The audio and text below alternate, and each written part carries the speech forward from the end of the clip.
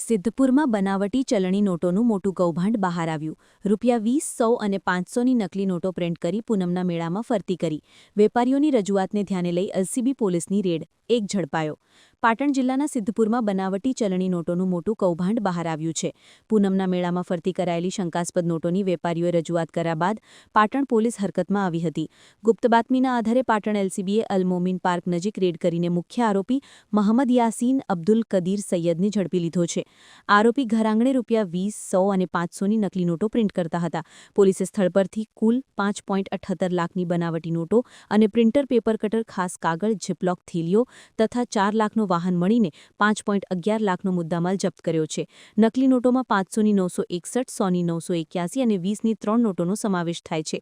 આ કૌભાંડમાં જોડાયેલો સાથીદાર મુન્સ્તકીમ ઉર્ફે મૂસા મલેક ફરાર છે અને તેની શોધખોળ ચાલુ છે. સિદ્ધપુર પોલીસ સ્ટેશનમાં બંને સામે આઈપીસી 2023ની કલમ 178, 179, 180, 181 અને 61(2) હેઠળ ગુનો નોંધાયો છે.